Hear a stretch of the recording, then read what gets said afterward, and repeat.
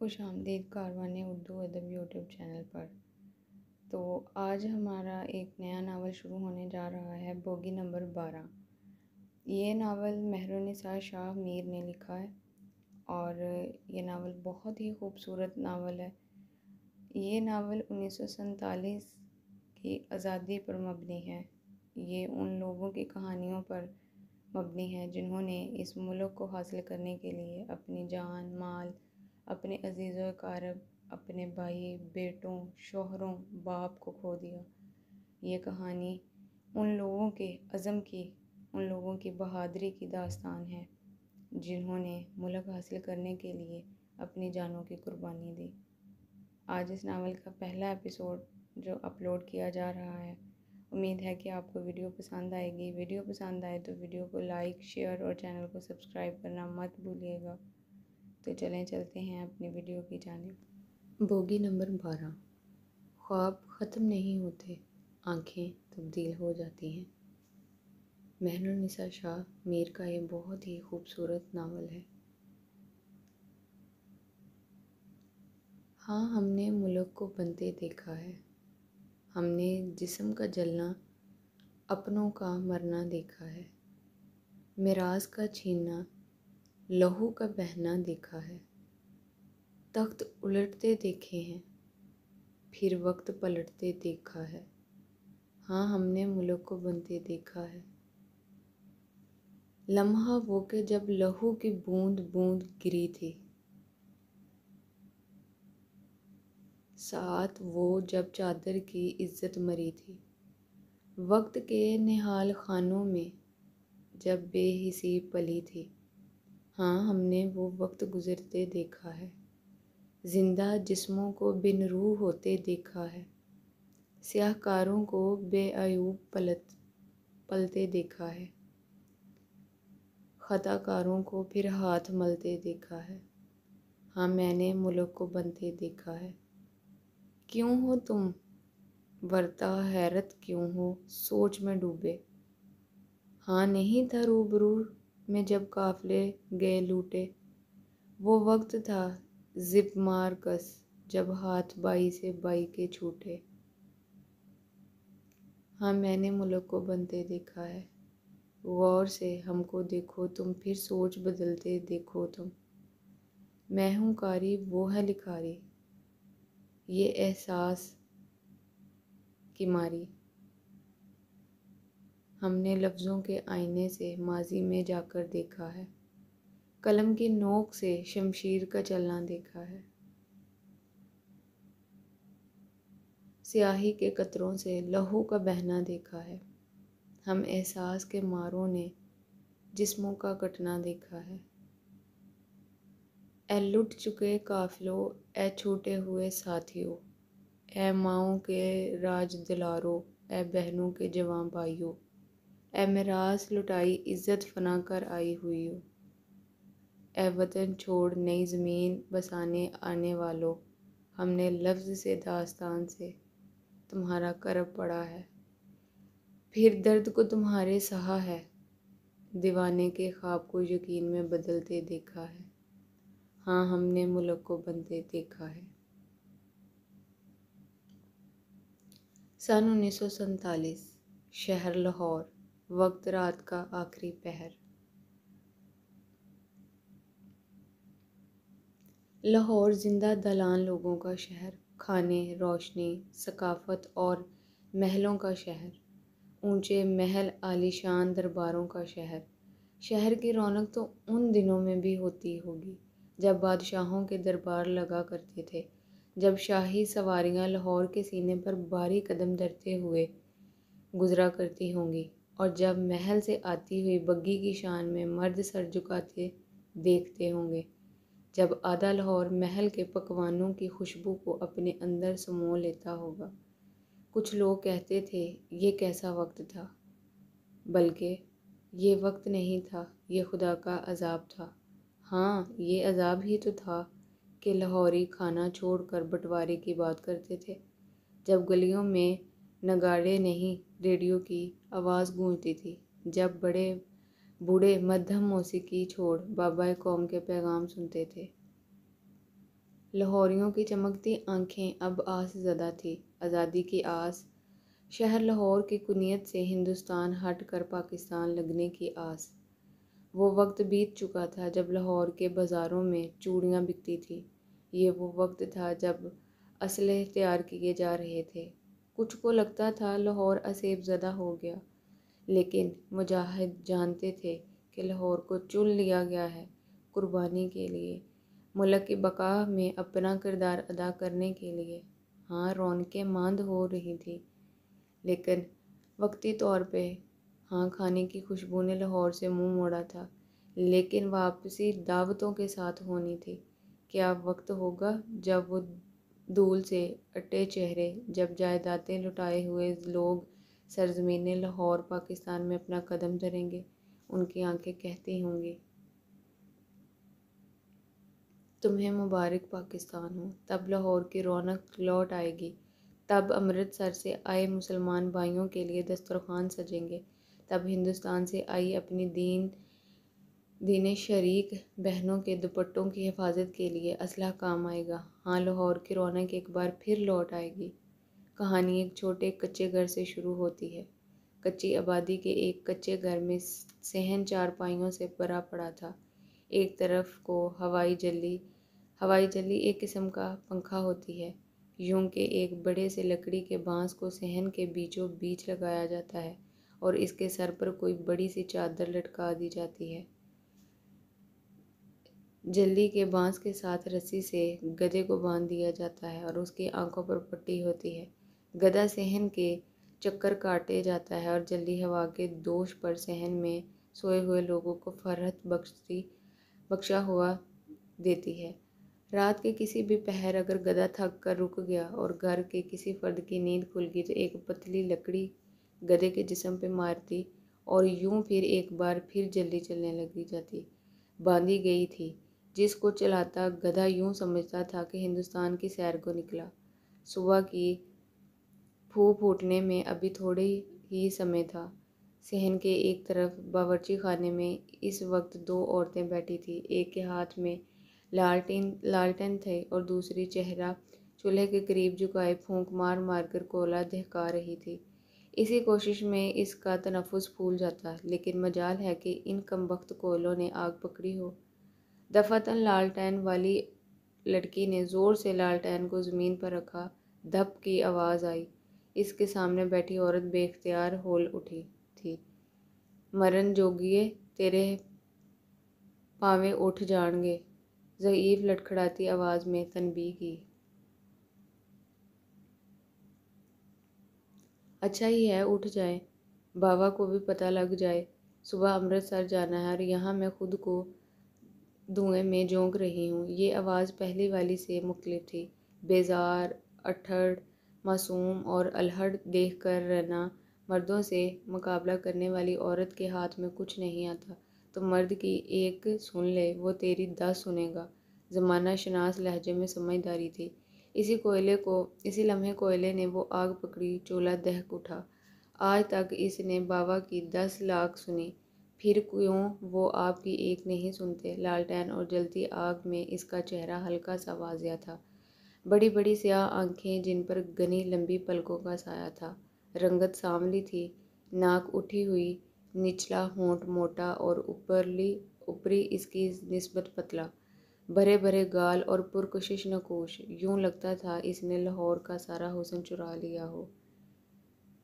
تیری زبان آج کل بہت تیز چل رہی ہے، ابھی تو امرتسر گئی نہیں اور ابھی سے یہ تیور۔ انہوں نے گھر کا تھا۔ وہ چولہے پر اب دودھ کی دیگچی رکھ رہی تھی۔ لڑکی کی آنکھیں یکدم چمک اٹھی۔ اماں، امرتسر کیسا ہے؟ وہاں کے لوگ، کھانا، وہاں کی کوٹھیاں کیسی ہیں؟ لے جلی، بھلا امرتسر میں نیا کیا ہونا ہے؟ وہی لوگ ہیں، وہی کھانے ہیں، وہی روایت رکھاؤ۔ اللہ کی زمین ہے، جیسی یہاں ویسی وہاں۔ تو بتا، تجھے امرتسر کیوں نہیں جانا؟ بوڑھی جوڑی زدہ چہرے پر مسکراہٹ تھی، مٹھی میں چینی بھری تھی جسے وہ دیجکی میں پلٹ رہی تھی۔ لڑکی نے اس کی بات پہ چہرے کے نقوش بگاڑ لیے۔ ایسے کیسے؟ جیسی زمین یہاں ویسی وہاں، لاہور ایک ہی ہے اماں، یہاں کا رکھ رکھاؤ بھی ایک۔ دنیا کا کوئی دوسرا خطہ لاہور نہیں بن سکتا۔ میں تو امرتسر اس لیے جا رہی ہوں تاکہ جب نوری بڑی ہوگی تو میں اس کو بتاؤں گی لاہور لاہور ہے، امرتسر میں لاہور والی بات نہیں۔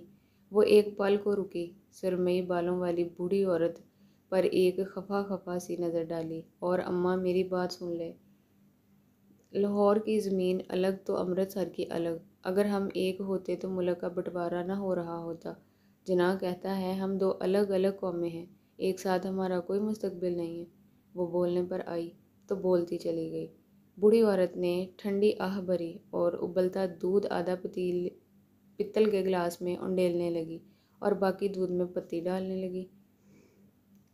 یہ جناح گاندھی اپنی راہیں ہو لیں گے اور نقصان ہمارا ہوئے گا۔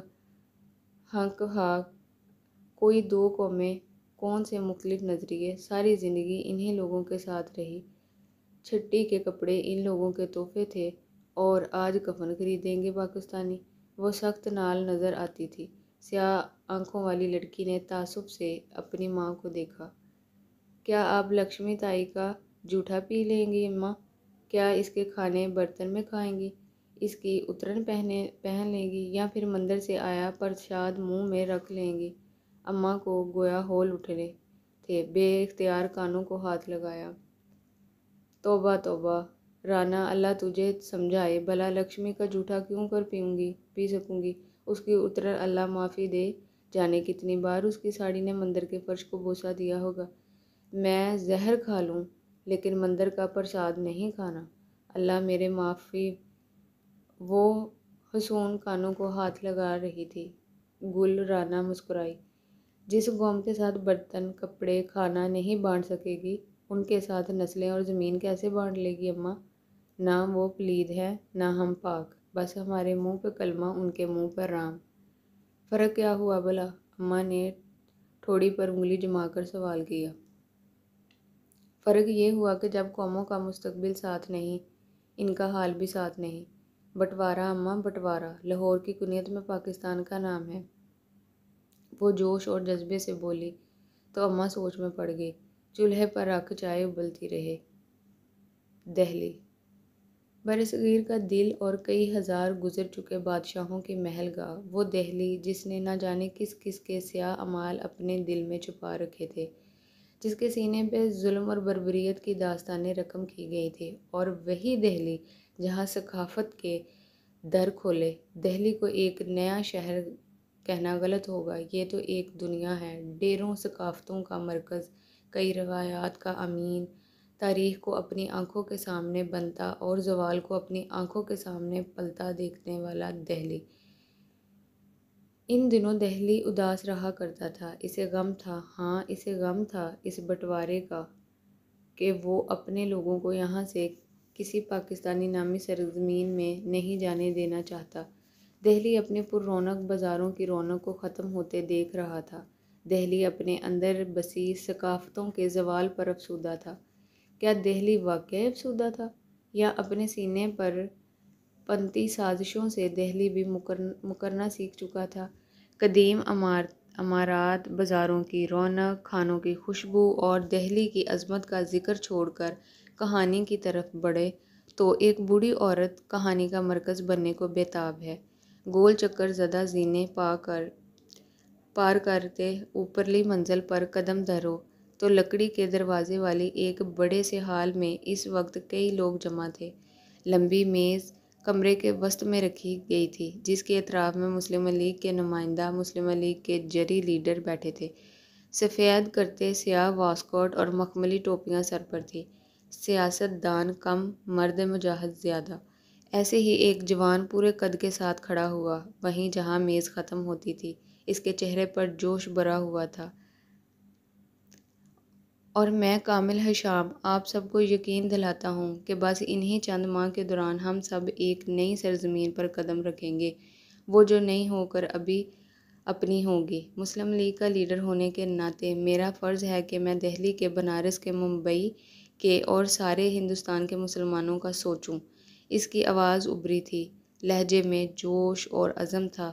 لوگ اسے سن رہے تھے، لیکن اس کے چہرے پر جوش اور نمود نہیں ہوتا تھا، اس کے چہرے پر غیر آرامدہ تاثر تھا۔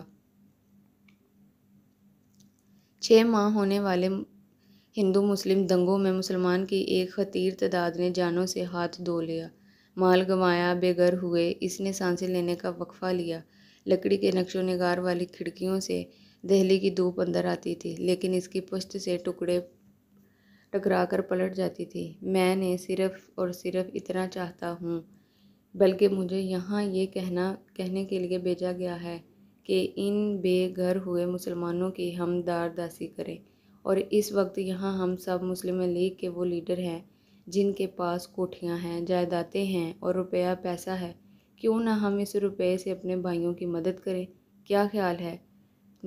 لیگ کے رہنماؤں۔ دفتر میں گونجتی اس کی بھاری آواز خاموش ہوئی اور اس کی نظریں بولتی تھیں۔ وہ جواب طلب نگاہوں سے سفید لباس والے لیگیوں کو دیکھ رہا تھا۔ جب ایک صاحب نے کھنگارے، کامل ہشام صاحب، دنگوں کے وقت آپ کہاں تھے؟ سلطان نواز ٹھوڑی تلے ہتھیلی جمائے سکون سے پوچھ رہے تھے۔ کامل کے چہرے پر سایہ سا لہرایا۔ جس وقت دہلی کے، ممبئی، لکھنؤ اور سارے ہندوستان کے مسلمان دنگوں میں زد تھے، اس وقت آپ بنارس کے اس محل میں تھے جہاں 150 گھر ہندوؤں کا اور ایک گھر جناب کامل ہشام صاحب کا ہے۔ یہ وار زہر بھرا تھا۔ کامل کا چہرہ سبز پڑنے لگا۔ وہ یہاں اس لیے نہیں آیا تھا کہ ہم ان دنگوں کی… کامل صاحب، آپ کے متین خانے بولے، ہم نے لاٹھیاں کھائیں، ہم نے بندوقیں چلائیں، ہمارے منہ پہ جوتے مارے گئے، ہمارا جسم لہو لہان ہوا، لیکن ہم تھے۔ انہوں نے اپنے الفاظ پر زور دیا۔ ہم بنارس کے کسی بوسیدہ محل میں تلسی کی پوجا کرتے ہندوؤں کی آواز نہیں سن رہے تھے۔ ہم مندر سے آیا پرشاد نہیں کھا رہے تھے۔ وہ آپ تھے، ہندوؤں کے محل سے اٹھ کر آئے ہوئے۔ اب آپ ہمیں بتائیں گے کہ ہمیں مسلمانوں کے لیے ہمیں کیا کرنا چاہیے؟ ان کا لہجہ تزکیہ آمیز تھا۔ کامل کو سانس لینے میں دشواری ہونے لگی۔ میری کوٹھی میں اس وقت 1,500 مسلمان پناہ گزیر ہے۔ بولنے والے اب کے اسد امین تھے۔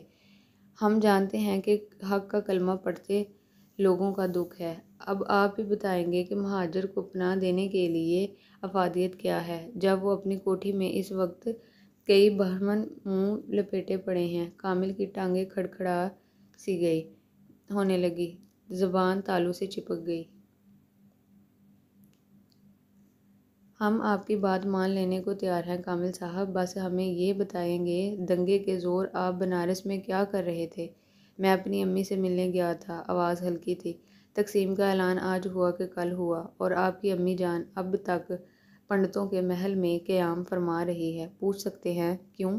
کامل سے کوئی جواب نہ بن پایا۔ دھوپ اب اس کے بدن کو جھلسا رہی تھی۔ چلیں آپ، ہر بات ہمیں منظور ہے۔ ہماری حویلی، جائیدادیں، وراثت سب مسلم لیگ پر قربان۔ اور ان کی آنکھیں کہتی تھیں کہ وہ سچ کہہ رہے تھے۔ آپ بتائیں گے کامل، بنارس والی کوٹھی میں 150 ہندو کیوں پناہ لیے ہوئے ہیں؟ دنگے میں تو بنارس کے مسلمان شہید ہوئے تھے نا، پھر آپ کے گھر میں برہمن کیوں ہیں؟ سید رفیق احمد اپنی جگہ سے اٹھ کر بولتے ہوئے کامل کے عین سامنے آ کر کھڑے ہو گئے۔ امید ہے کہ آج کا آپ کو پہلا ایپیسوڈ اس ناول کا پسند آیا ہوگا۔ اگر اس ناول کا پہلا ایپیسوڈ پسند آئے تو ویڈیو کو لائک، شیئر اور چینل کو سبسکرائب کرنا مت بھولیے گا۔ نیکسٹ ویڈیو تک کے لیے خدا حافظ۔